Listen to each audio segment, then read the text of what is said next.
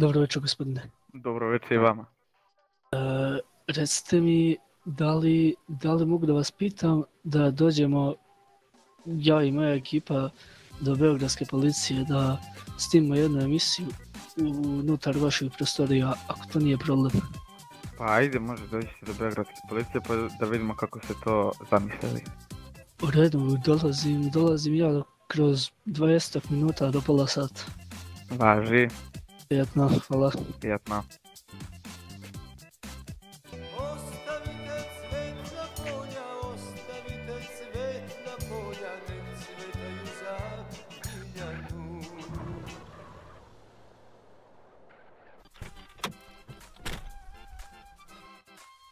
Gledajte, gospodine, ja sam to zamislio ovako, da mi dođemo i unutar prostorija Beogradske policije da snimimo emisiju za rešetaka gdje će šef firme Valas Virljal da nam priča o tome kako je provodio on svoje zatvorske dane dok je bio u zatvoru i neke zanimljive anegdote oko toga. Pa da li se vi slažete da li možemo to da uradimo? Može, naravno, krenite za mnom. Odlično, hvala vam.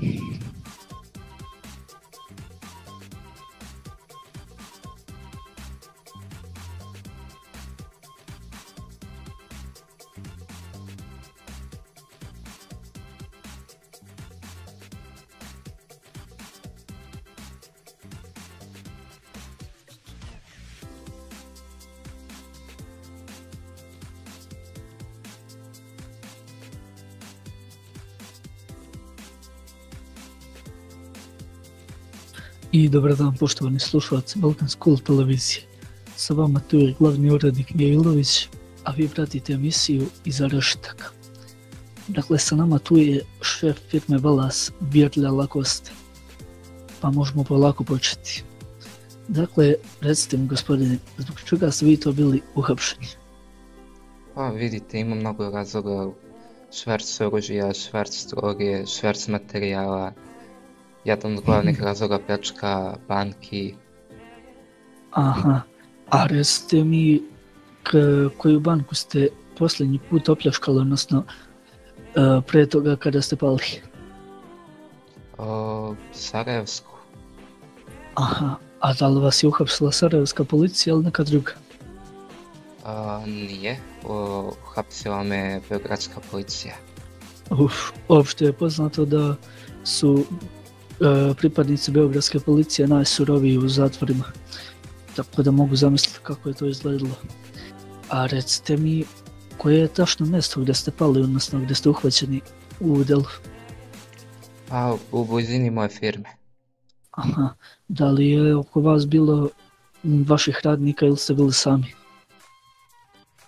Bilo je par radnika koji su nažalost završili sa mnom u zatvoru, ali nisu izašli. Da li ima neki koji su povređeni ili koji su kobno završeni životi od vaših radnika? O tome baš i pričam, jedan član je izgubio život tu, odnosno jedan radnik, a neki su čak i u zatvoru izgubili život. Aha, kolika je to brojka ljudi otprilike? 3 čovjeka. Aha, pored vas? Pored mene. U redu. A recite mi, da li ste vi prvi od te ekipe koji ste izašli iz zatvora ili ima neko od njih koji je pre vas izašao? Ja sam prvi, zato što jedan je umro. Da, u redu. A recite mi, kako je to izgledalo ti vaši zatvorski dani? Da li ste se susretali s nekim problemima ili tako nešto? Bilo je puno problema. Da li je bilo možda nekih zatvorskih tuča ili tako nešto? Bilo je, više je bilo nešto smešteno. Aha, u redu, gospodine. A možete mi reći, kada ste izlazili, da li ste imali neke ljude iz zatvora s kojima ste se onako baš sprijateljili, pa da vam je bilo malo teško da se rastanete sa njima? Nema, ja sam radim. Aha, u redu. Kada ste otišli u zatvor, da li vas je to postaklo da trenirate i da malo radite na sebi? znate kako, više sam radio na svojoj firmi nego na sebi. A da li ste imali prilike da ste pokušali da pobjegnete iz zatvora u nekom trenutku? Bilo je. To je bilo bezuspješno, ali da? Pa za malo uspješno. A da li je to bila jedna situacija ili par? Pa bilo ih je par pokušaja. Pa u redu, zanimljivo gospodine. A kada ste izlazili iz zatvora, recite mi, u kakvom ste odnosu ostali sa čuvarima i policijom koja je dežurala na vas? Pa nisam ostao u nikakvim odnosima. A možete li mi reći što vas je postaklo kada ste izašli iz zatvora da nastavite ponovo istim putem i da ne odustanete od vašeg plana ka ilegalnom poslu i to? Pa znate kako, ne bi smio puno da iznosim ovdje, pošto smo trenutno u prenosu. U redu. Ali, kako se zove... Pa dobro, ukoliko ne posao želite... napreduje.